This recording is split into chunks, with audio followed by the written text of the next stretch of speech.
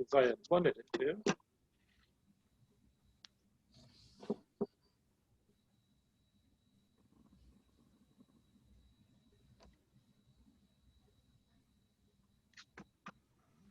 Okay. This is a sample of the italic calligraphy that I'm talking about. And of course, I wish all of you a very happy new year. I hope all of you already printed out this sampler. This covers italic script, and it talks about a chisel point. Now let me digress into history a little bit, talking about a chisel point. What we know, the basics of our calligraphy go back a long time ago, back to the time when people wrote with quills. Now you don't just pick up a piece of a feather and start writing with it. You have to actually cut it very particularly. And this is not very big, so you can't see the point all that well. So I've made a straw, and I've done it that way. Now what people used to do, they took a special knife that is called a pen knife. In case you've ever heard that term and you wondered what it meant, it just was a small blade. And you would take your reed or your quill and you would cut this shape onto it. And then you would cut a slit to act as a place for the ink to flow, capillary for the ink. And then you had the choice of either trying to trim the edges very closely to that capillary, or very simply, most people simply cut them straight, right across at a right angle to the pen. And that's why we have what's called a chisel point pen, or also called a broad pen. You can see how it's there. And that's the kind of pen that we're going to be using in doing our italic script. Now, the first stroke that I'm going to cover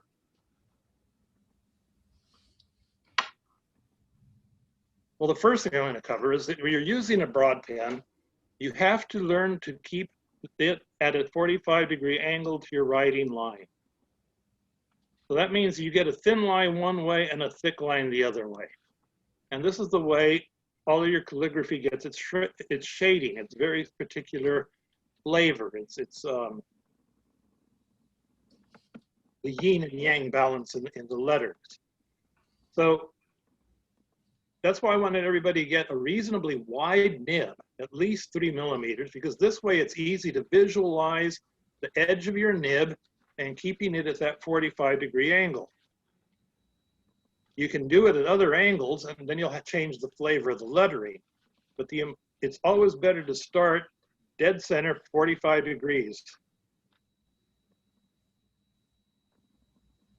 Okay, so get the hang of getting this angle, and throughout this session, make sure that you're keeping that angle. Now, the first stroke we want to learn is a long stroke, and it's like this. I say long because what this is this vertical stroke in the capital B or the D or other letters that have that kind of stroke. The important thing again, keep your pen at 45-degree angle, get it easily moving along in a nice even curve. Very relaxed.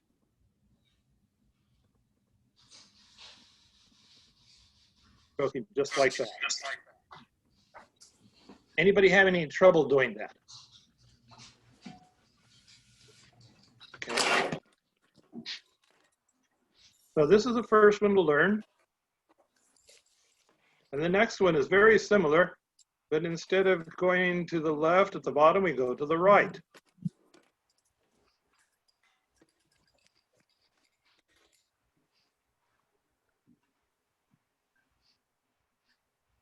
And this all by itself could be an L. Or you combine it with other strokes and you can make other letters with it. Again, any problems? Anybody having any problems getting these strokes? Okay, that's encouraging. Again, keep that 45-degree angle, move the pen smoothly, freely.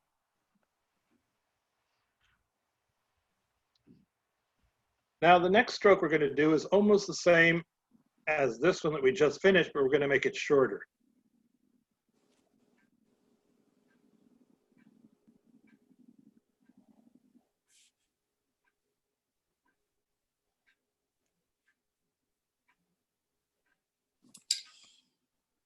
Everybody getting that?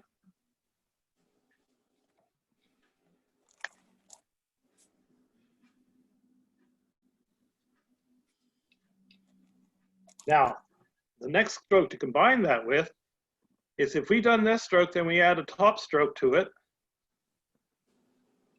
So we're going to do just this little thing like that.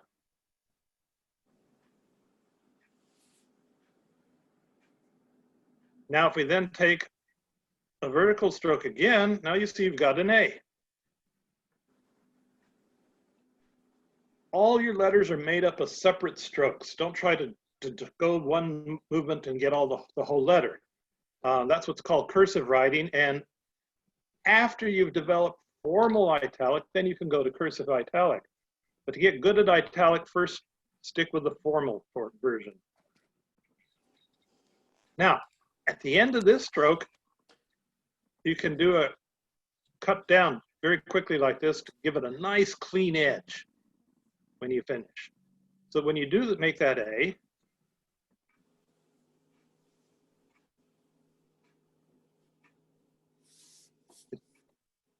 It has a clean shape to it. And of course, this stroke, we put it with the opposite stroke, turning this way. You come back around the other way, and that's where you get your O. So you have this stroke.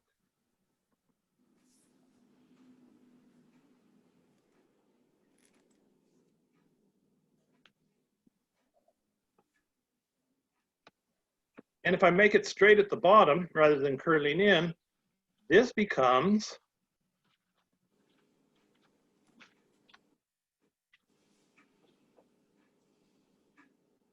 an M or an N. See how that's done? 我老公你看了，我都看不清楚了。啊？当然啦，lower， 你的 camera lower。但是我的 for my degree 我不清楚，真的。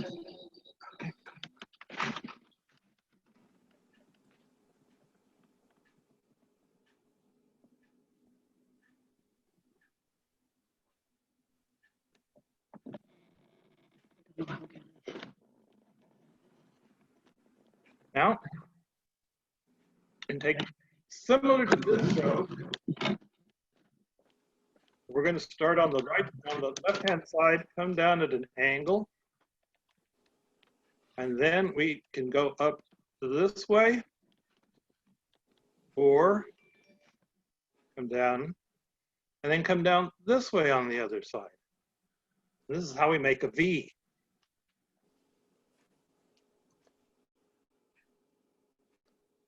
So now we've got the letters for our M. I should say the strokes for our M, the strokes for our O,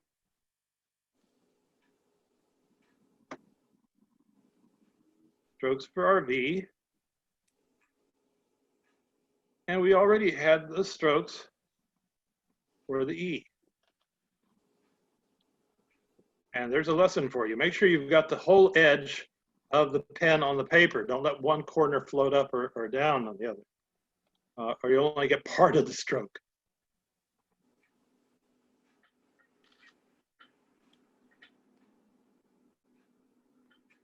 One thing I'm doing things like the N, M, and N, to make sure you get these arcades and a nice smooth arc over the top of the letter.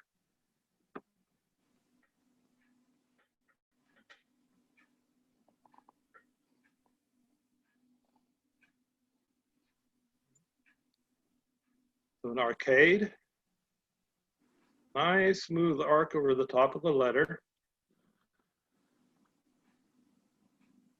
Then N, Again, nice smooth arc over the top of the letter. On the other hand, stroke going the other way is our U. The arc is at the bottom of the letter. And here again, we have that second stroke that we've practiced. Easy curve. Keep your letter formation. If you're having trouble seeing this, let me know.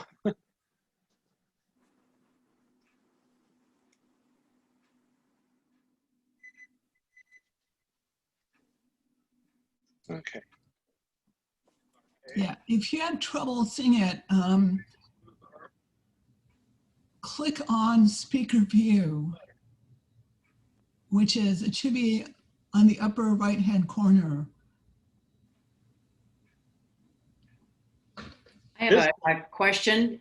Uh-huh. I have a calligraphy pen that works fine, but whenever I try with a pen with ink, I lose the ink. I'm out of ink before I get the second stroke. How do I keep enough ink in a pen to make a whole letter?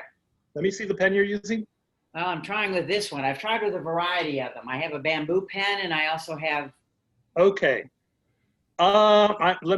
Okay, hold, yeah. The metal one that you have, not the bamboo one, I'm noticing that the top part, that's supposed to be an ink. Okay, put it up in the camera again where I can see it. If you look at it, this top part on the nib does not touch the nib itself. It's forming a gap. Right. That's what actually holds the ink to the nib.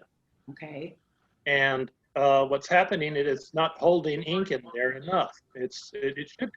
When I use a dip pen of that same type, the Speedball, it would hold enough ink that I could get several letters. So I'm thinking you need to adjust that metal top so it comes down onto the top of the pen, on top of the nib, and makes better contact and gives more of a reservoir to hold the ink. Do I just sort of? I think you just have to press it down. Also, the other thing is clean it with a toothbrush. There might be residue that's holding that up. Okay. If you've ever used India ink, you're going to need to use ammonia to clean it off of that pen. Okay. Anybody else having any trouble with the formation of the letters? Getting everything okay?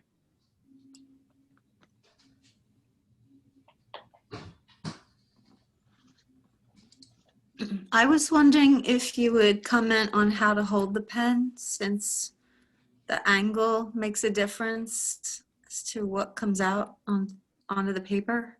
Sure. Okay. What you have to do is, okay, for some reason I'm not getting myself.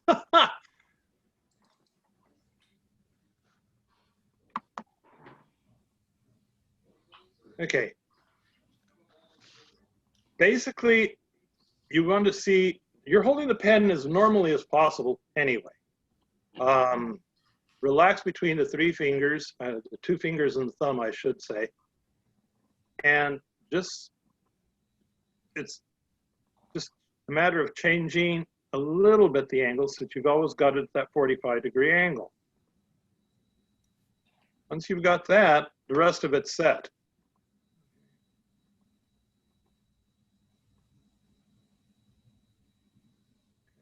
Does that help? It just seemed like I had to hold it very vertical in order to get the edge to show up. Sometimes it's a matter of getting used to. One of the reasons I recommend you use a marker is because you can work strictly on your letter forms and not having to learn the discipline of the pen.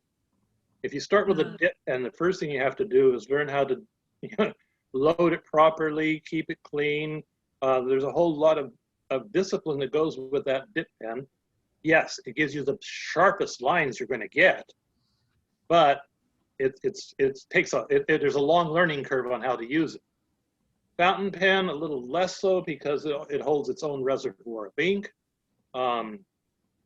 And ultimately, when you get good at this, you go to a fountain pen so you can keep your letters, so you can write to people in wonderful italic script. But to start with, I recommend the marker because you don't have to go through all that discipline of learning the pen itself before you can learn the lettering system. Right. Well, I have a marker. So. Good. Let's go on to some capitals. Of course, the first one is A. Now, the sample, I show a simple one. Okay, ink, start again. This way. And you can start on the outside for the cross or on the inside. And notice that one was kind of short because I didn't make it as tall as I should for this width of nib. Or what I like to do is do the first stroke up like this, come down on the second one, more vertical.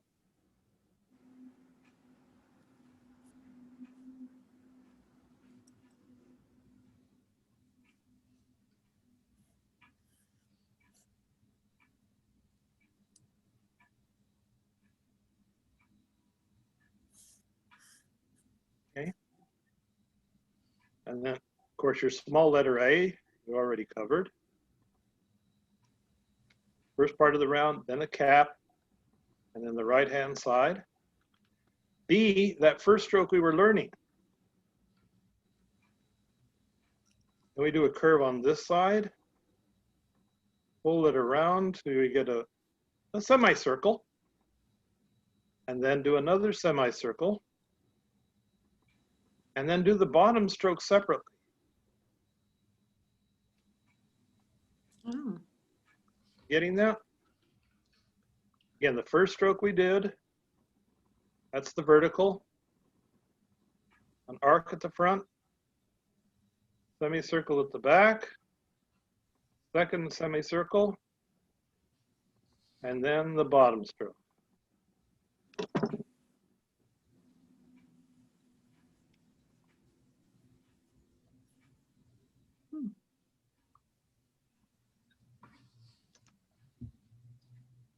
C, you can do it as one stroke, but I recommend you break it into two.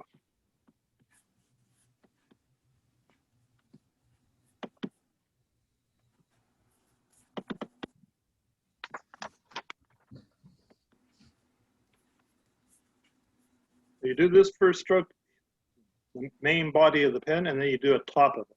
The main body of the letter, sorry, and then you do the top and the nice crisp cutoff right there.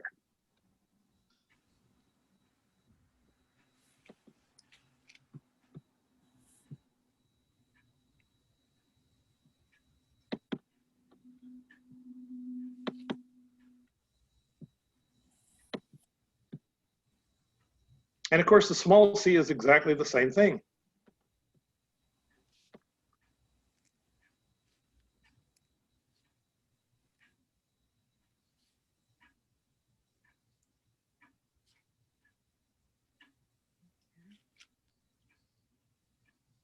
D, again, our first stroke, that's the vertical. Nice curve to the left of it. And then you elongate, it's not a semicircle, it's an oval. Comes down here. That's not the best one I've ever done. There you go. This bottom stroke on the B and the D, it's just a simple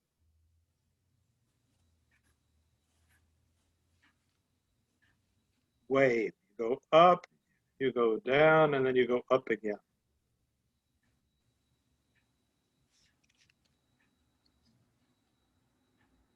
Okay, so putting the D, the vertical,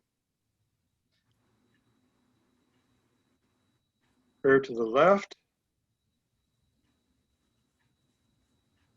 long oval on the right, and that wave form at the bottom.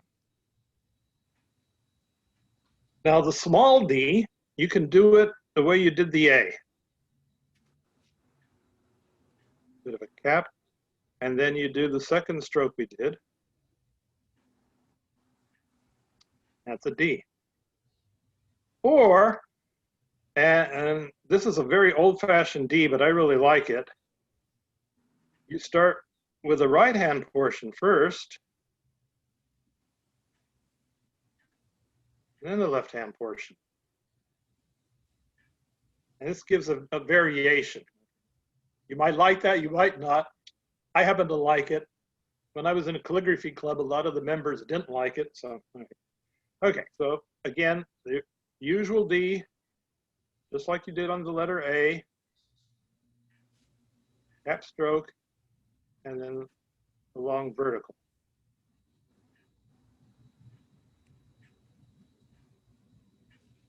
E. Start off at the top,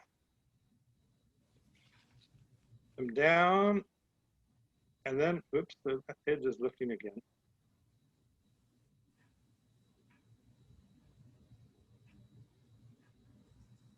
And the last stroke is the one in the center. I like to extend this bottom stroke so that it actually goes under the next letter. For instance, I used to live in El Paso. You see how this bottom stroke extends underneath the L. So again, the E is, you give your top stroke, try to keep it straight, vertical, and then the bottom stroke.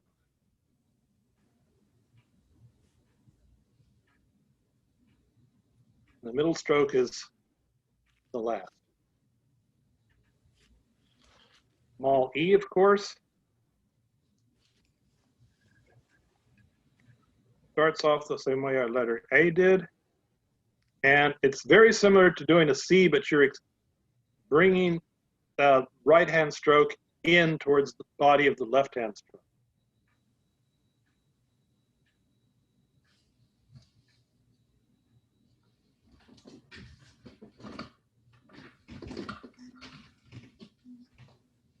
Okay, F.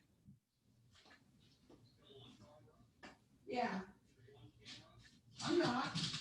Now, I usually put a curvature into this left-hand stroke. There are different variations on that. There's your F. Again, use the top stroke first, write the top stroke first, then the vertical.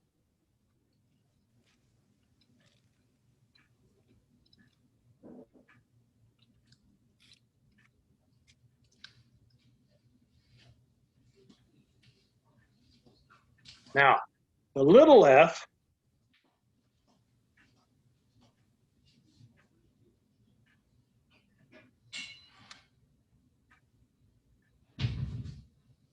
Lucy, you want to make food? You know that letter I sent to Jane Rudolph, the head of DPR? think of a long winding river. The letter I sent to the head of the Parks Department has to bring the trash can back and give me some mulch. Yeah. Trash can's back and there's, Mulch. yeah, too much mulch, but anyway.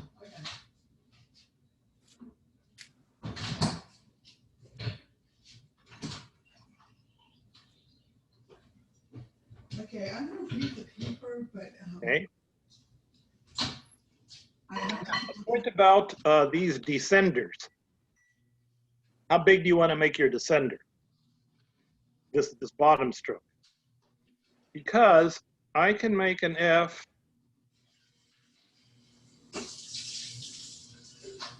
The trash can's back? it really fills up the bottom part of the word. Works for the, You add a little cap on it, and of course a crossbar. These descenders you can make real fancy because you can make it big and round. You can link it to another one. I'll get into cerise in a little while, but that's one place where you can do that. G. Whoops, I need to make my.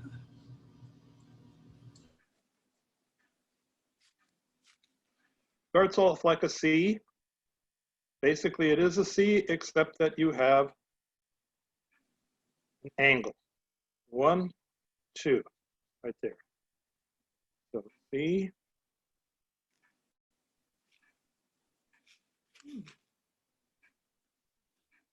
One, two. Okay.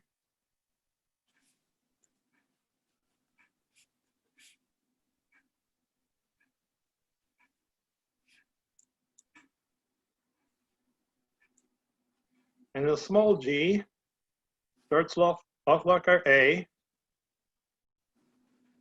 but then the descender goes down below the line.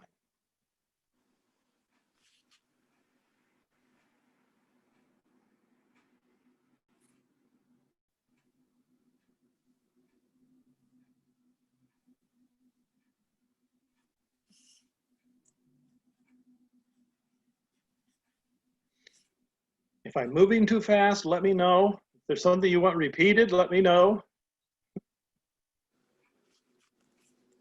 Okay, H. I like to have a little beginning on the left before coming down with a vertical.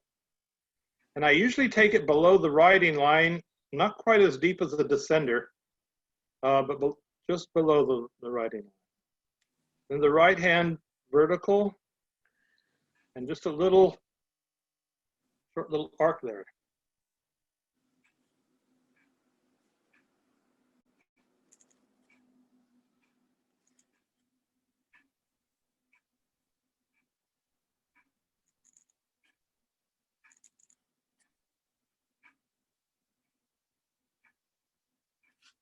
Or you can reduce this part, just like that one.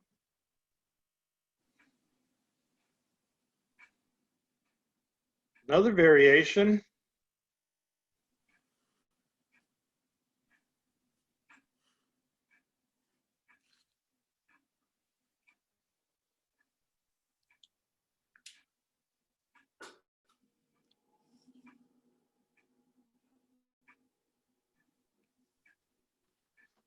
You see when I did the Happy New Year kind of variation. Oh.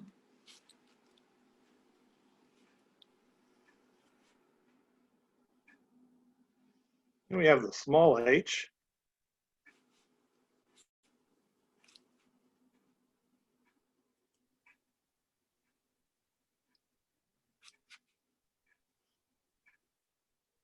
Very first stroke we learned.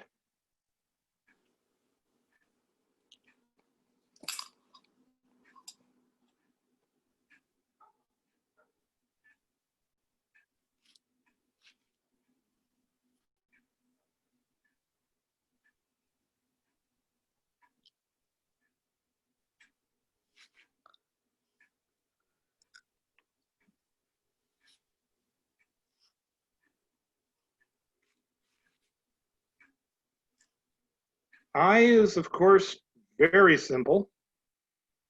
Let me move over where there's more room here. A little bit of a cap, very small. Come down under it. And then a very short end stroke at the bottom.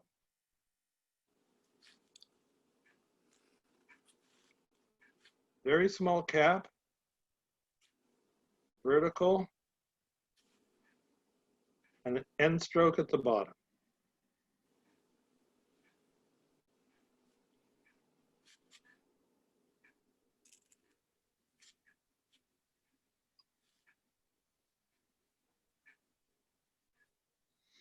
Or you can even leave off that bottom stroke.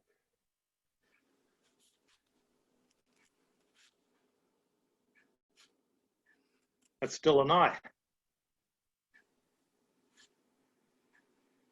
The small I, start going up, come down vertical, and then this bottom loop is so that you can start to link with the next letter.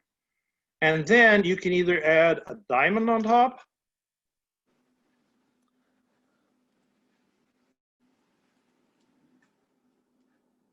or a little bit more of a flare.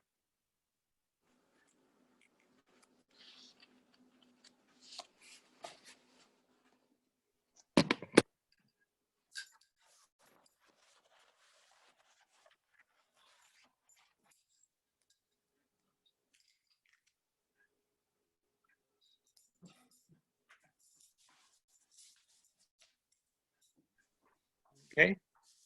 Any problems with any of those? Okay. Then the J. The J basically starts off like the I. You can leave off the top cap because it's more elaborate. You've got this bottom part to it. Or you can indeed, just like the I,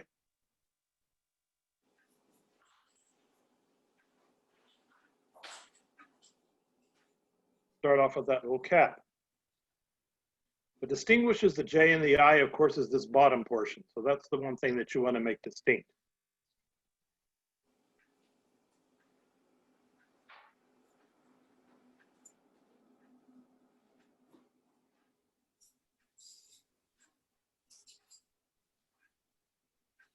Okay.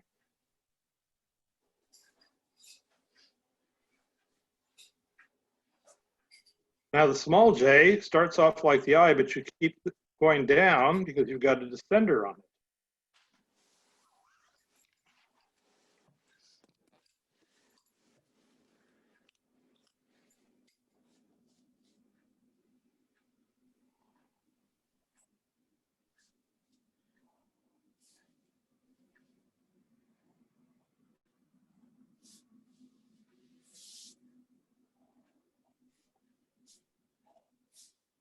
Okay. K. Capital K, you can again, as I like to start off with an arc on the left, vertical. You can finish it off like that, or you can add a base plate to it. Doesn't matter. What distinguishes the K are these two.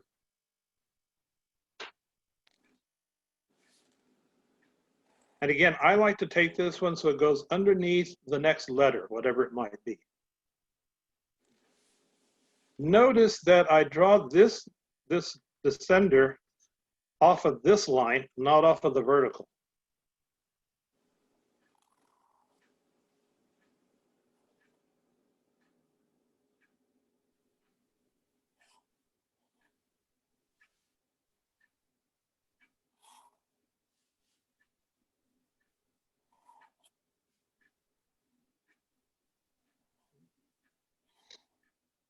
On the other hand, the small k is just like the H.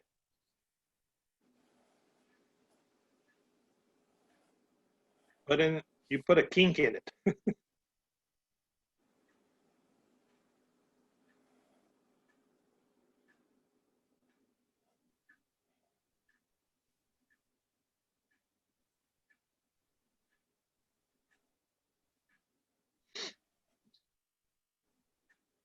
Everybody getting those?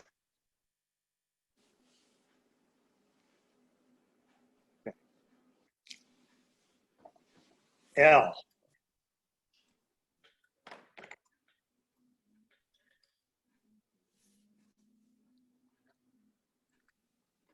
Very first stroke we ever learned.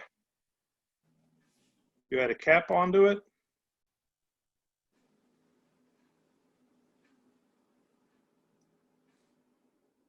And the bottom. And again, like I like to put it underneath whatever leather comes next.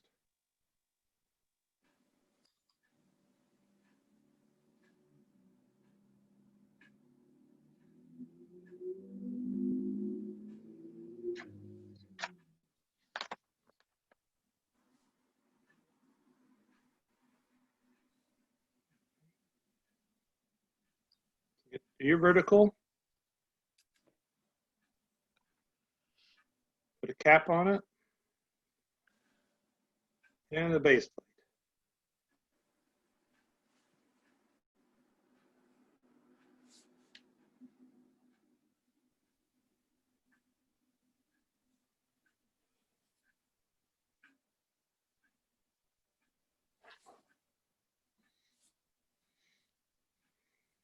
And of course, we've already covered the L. Capital M. We've already covered the small L. Capital M. Now, a lot of ways of doing it. I like to do a takeoff, a little bit of a crossing there. Go up. And then it finish. But there are a lot of variations on the M. So if you find a different way you like better, by all means, do it.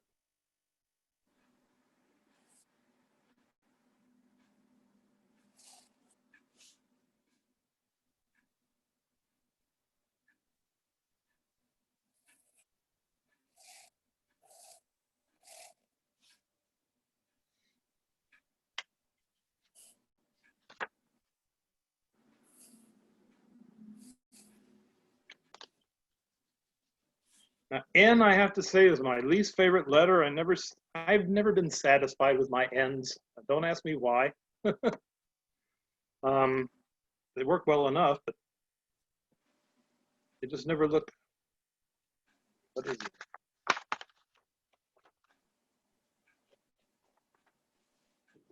Trying to use up scrap paper, so there's not necessarily the best paper.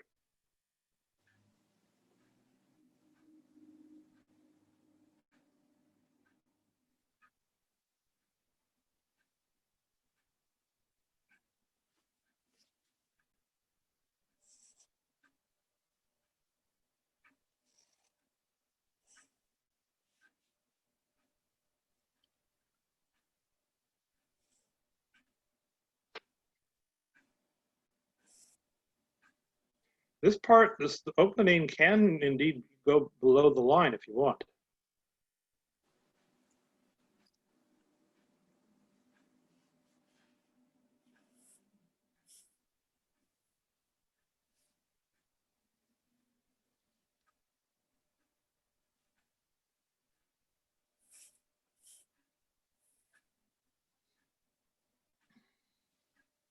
Capital O is not really much different from the small o.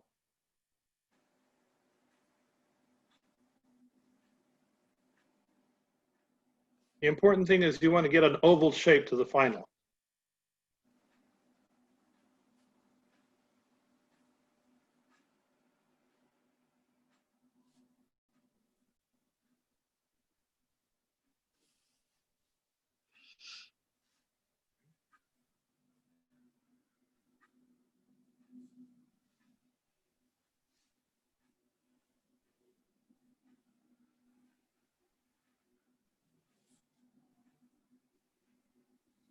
Now P,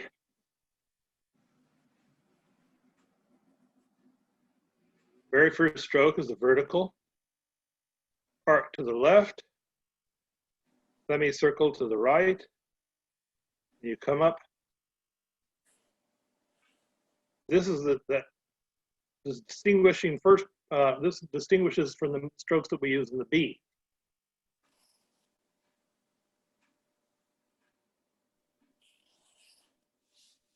Vertical, arc to the left, arc on the right side, and finish.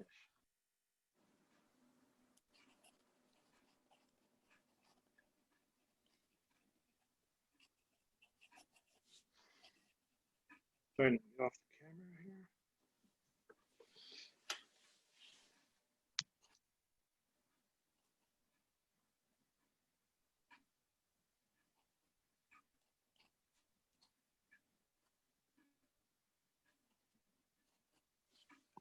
And the small p, of course, you have your descender.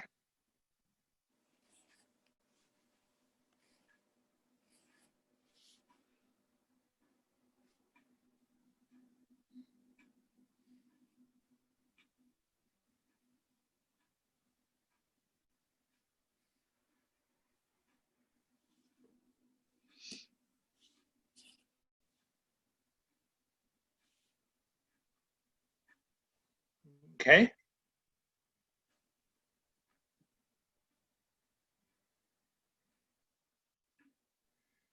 Q is basically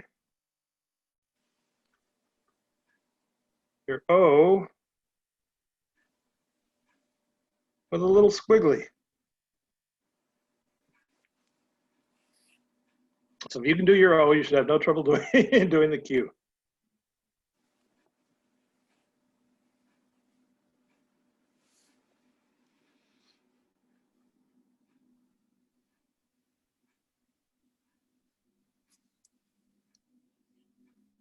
And the small q looks like an A. And then we put a descender on it, but going to the right. So we distinguish it from the G that we did earlier.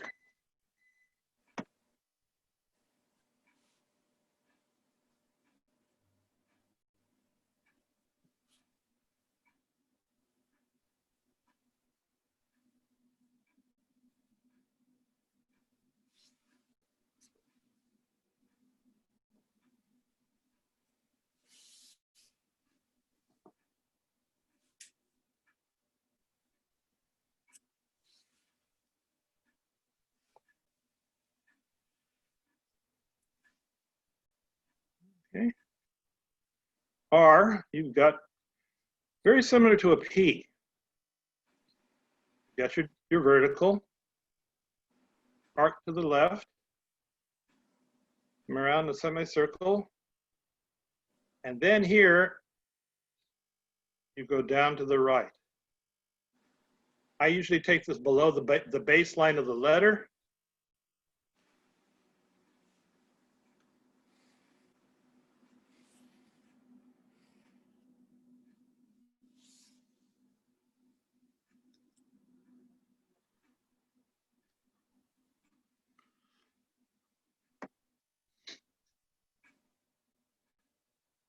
Okay.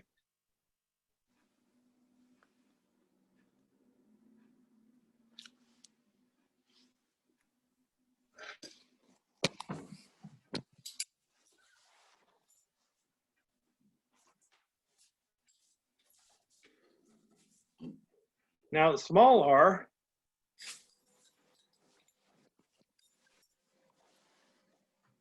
is just that. Okay. Start on the left. Then you add that little arc on the right.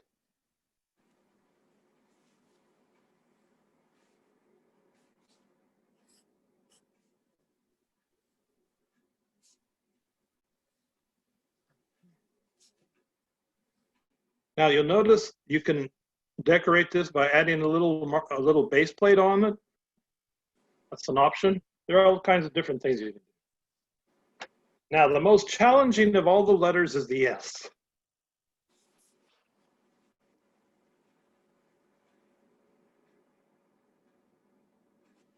Because there are so many ways to do it. That's nice and simple.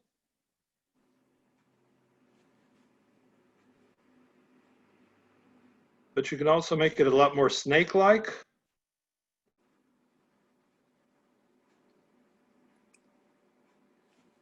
If you want to get snazzy.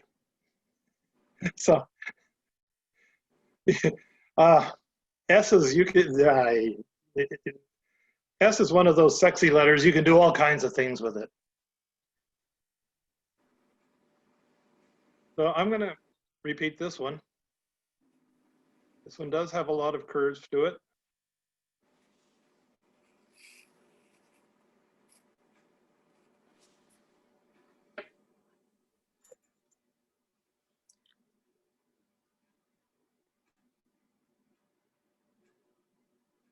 Now, if the capital S is one you can get carried away with, it's a good idea not to get carried away with a small s.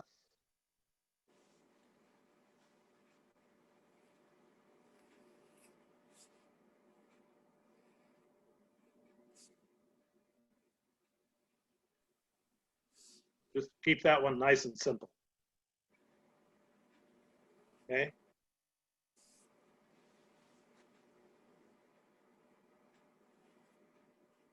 T, start with the top, then add your vertical.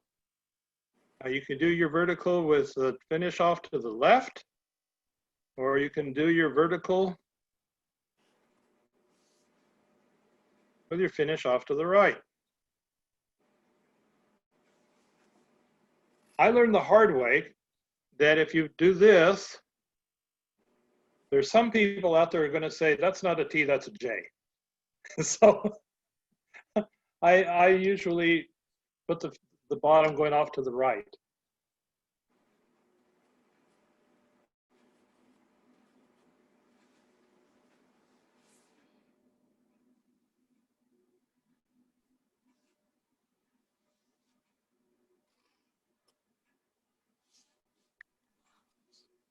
one thing I like to do is make a very clear distinction here between the vertical and the horizontal at the top there. So you have a nice thin entryway. Again, the yin yang, the thin, thick and thin contrast is one of the important things in the letters.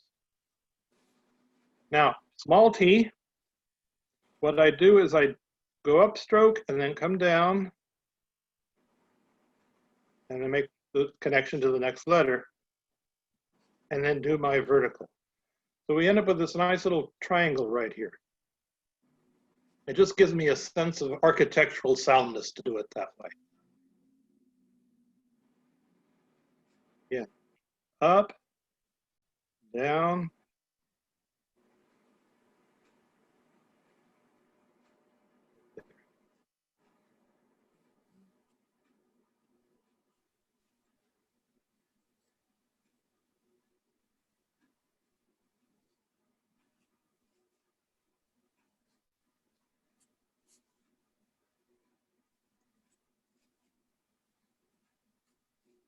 Now we have the U.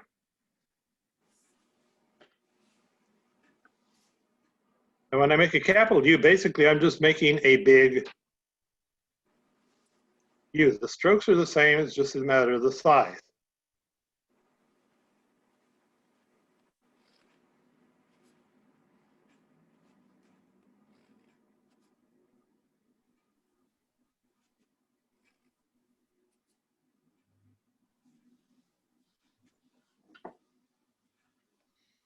And in looking at the U, one of the things you want to make sure is you have a nice arc, upside down arc at the bottom, something that'll hold water.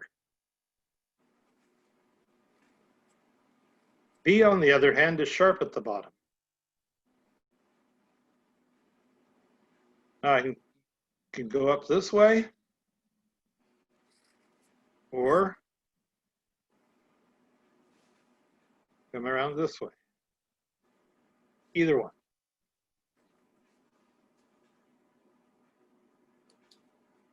Same thing on the small v. You can do it that way, or here, that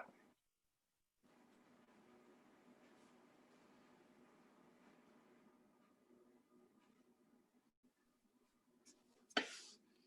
W, I like to keep this middle part shorter than the other two. And one particular point I like to make is that I like to make the left-hand side shorter than the right-hand side, so there's a sense of going up in the letter.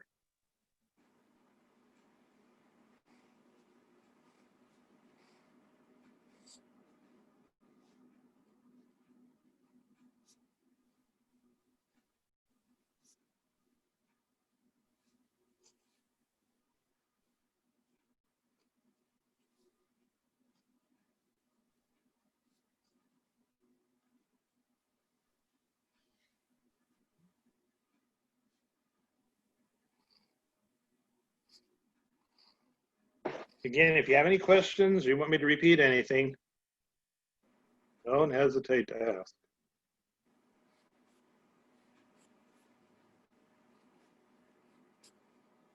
X is really simple. What I like to do is this second stroke that's coming up, bring it from below the baseline and then finish with a little bit of an arc on it.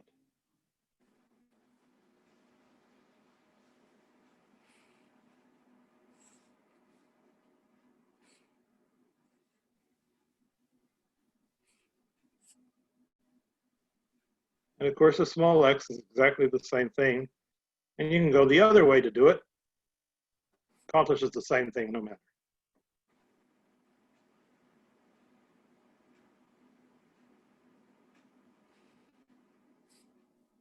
Why? I find it easiest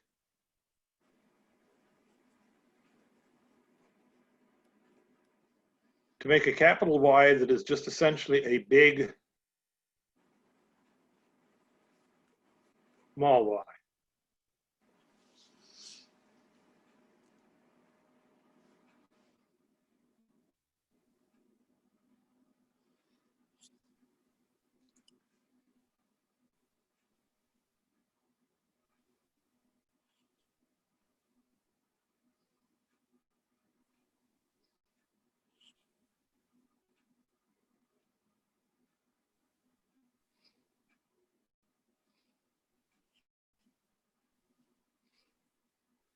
And then Z.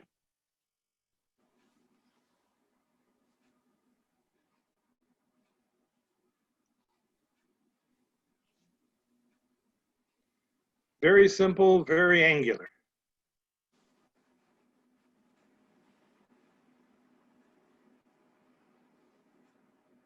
And the small z exactly the same.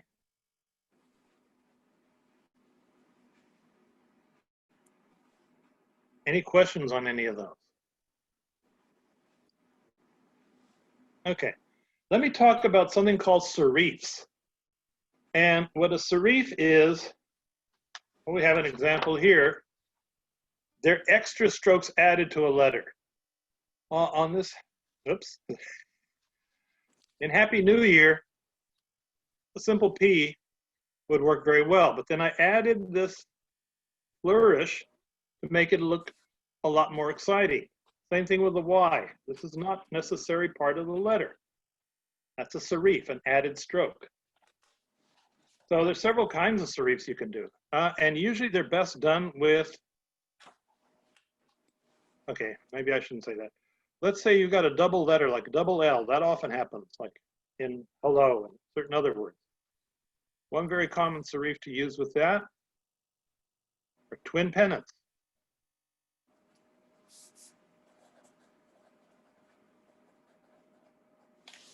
This is dependent on each letter. The letters we did earlier, you notice that the H's, for instance, that I was doing, I just left them with the end of the stroke. But you can add a stroke on there, very simple, just like that, or much more elaborate, and that'll add to the beauty of the letter. Another rather elaborate one, we have a single stroke, again, the vertical, and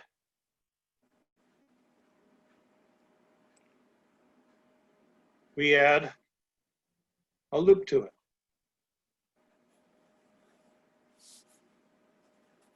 For instance, if we were writing the word hope,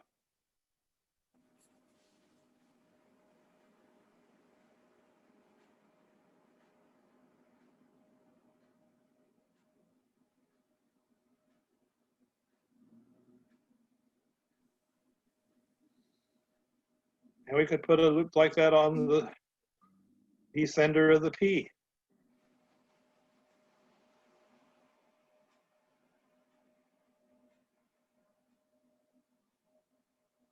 Serifs are a lot of fun. You can get carried away with them.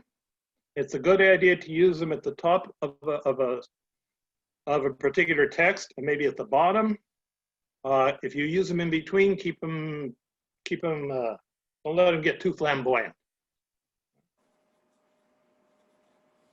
Now, does anybody have any questions or any particular letters that they want to really work on? Could you show that last thing that you did closer? Closer?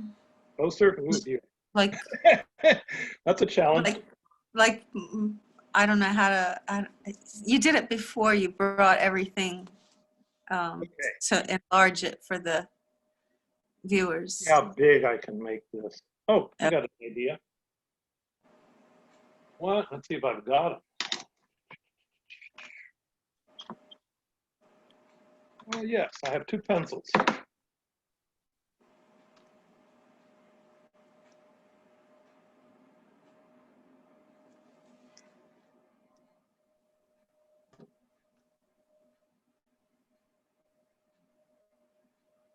See, that's the vertical.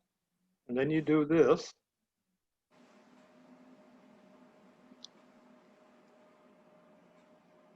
And I see the one pen is not really writing all that well. Can you see this line here? Okay, that makes it bigger. So this would all be filled in with ink, of course, if these were of a pen that size. But that's the basic way you do it. Okay. Okay, does that help? Yeah. What did you write there, though? The whole thing, it's too small to see. To the left there. Oh, yeah. There we go. Okay. Oh, now I see Yeah, it. can you see it now? Sorry about that. Okay, The yeah. whole word hope. Okay, now I see it. Thank you. You're welcome. Thank you. Now, you learn calligraphy and you can write nice things like this on your greeting cards. And you'll see that I mentioned the serifs on this one. And other things you can do, I used to make certificates of marriage that I gave to my friends. These are photocopies. And I could be real simple or I could be more elaborate. The reason I stopped doing that is because I noticed that the people I made certificates for didn't stay married very long. I wasn't sure if I was a jinxer or it was just a simple matter of that's the way it was. But anyhow. I mentioned there are a lot of ways of doing the letters. This is just a way to get started. The alphabet I provided here is nice and basic. You'll notice that I've got different options on some of them. But I encourage you, after you've gotten a basic italic alphabet down, you can confidently write anything in italic. Start looking at other samples. Start looking, go online and look for italic sample sheets or italic alphabets. And you'll see that there are other ways of doing it. Maybe there's something there that you'll really like and you might prefer. I've got all kinds of collections of different alphabets. Italic is a good basic alphabet that you can use for almost anything. And once you've learned it, you've learned this idea of how to do the strokes, and keeping the pen angle, you can go on to other alphabets like Old English or Uncial that the Irish used. Calligraphy is a wide open art. Don't ever let anybody tell you that the way you're writing is wrong. Because in art, there's no such thing as wrong or right. It's your artistic expression. So if you make a letter a certain way and they don't like it, they can have their own letter.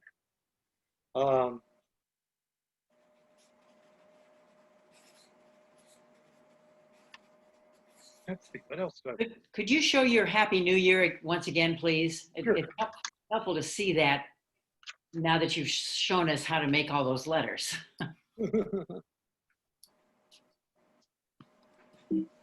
And you see, I'm pretty much sticking to the same letter forms that I taught you. The basic, the A, the E, all of those are simple. They're the way I showed you.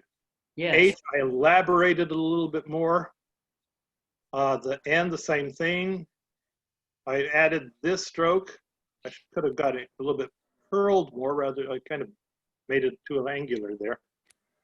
The Y, yeah, normally it would have stopped right there. This is that serif I'm talking about, adding an extra to it. Year, usually on the R I come down, but I wanted to, high hopes, moving up.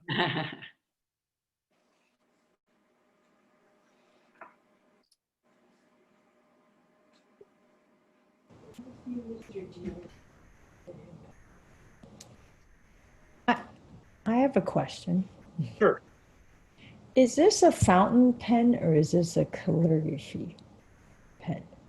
The one, as I can see it, it looks like a fountain pen to me. Now, You can get fountain pens with an italic nib. You have to order it that way. This is a Caveco, and I don't know how close I can get, but okay. okay, it's got an italic nib on it. The nib is shaped with that broad edge that I told you about. Oh, okay. I've gotten pens that do not have that kind of nib, and then I've been able to buy an italic nib from a third party to get an italic nib that will fit that pen. Oh, okay. Yeah, because your pen looks different than mine. Yours is a. The one I'm using, this is a Pilot Parallel. Oh, And what makes it different is that the nib is 2 sheets of metal parallel to each other, holding the ink. And what I like about these is that they take all kinds of ink and write. They're not stubborn about what kind of ink you use.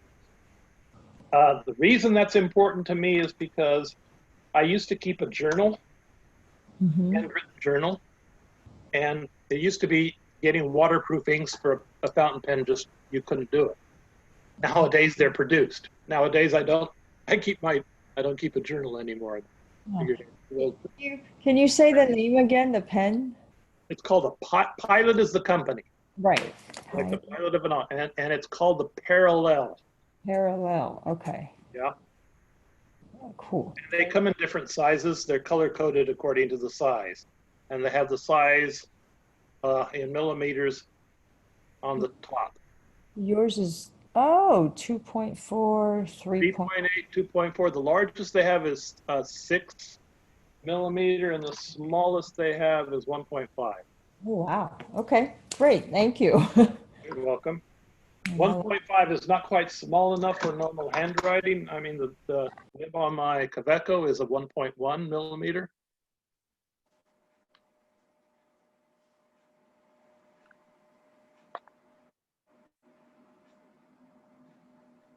Any other questions? Anything I can help you with? Karen, you're saying something, but you're muted.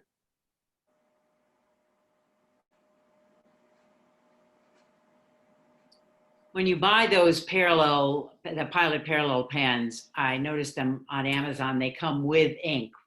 Is that India ink? What kind of ink do you know? That's regular. That is not waterproof ink.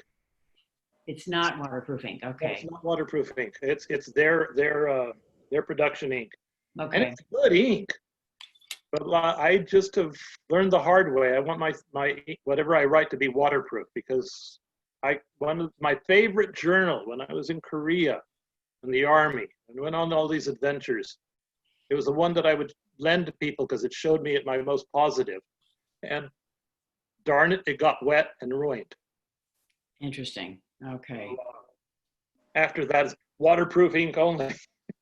And nowadays, they're available all over the place. They're called document inks. Datrimentis is a pen ink producer out of Germany. They make a long line of document inks. Cali is a brand name for a line of colored calligraphy inks that are they dry, waterproof, and light fast.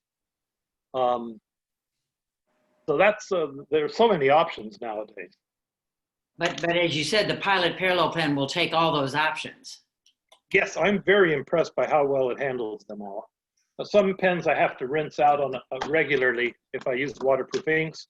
I haven't had to do that with a Pilot parallel.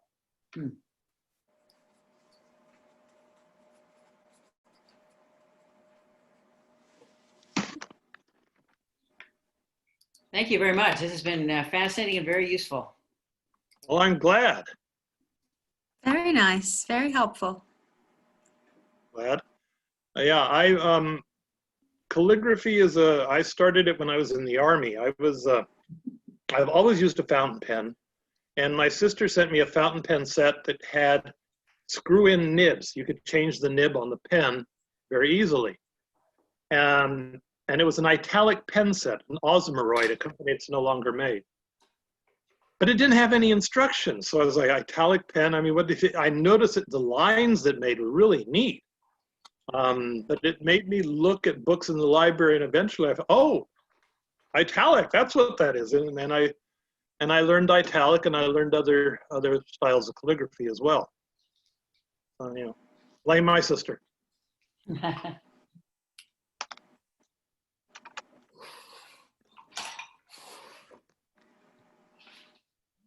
Hey, is Barbara still there? I guess we can finish. Barbara! Yes, I'm here. Okay, I think we're finished unless somebody else has another question. Thank you so much. This was wonderful. Thank you. Glad you enjoyed it. And I hope all of you really do get some use out of this. Thank And you. as I said, there are a lot of resources out there. The instruction sheet I gave you is just basic. Okay? Thank you. Happy New Year. Thank you. Thank you both. Happy New Year. Thank you all. Happy New Year. Happy New Year.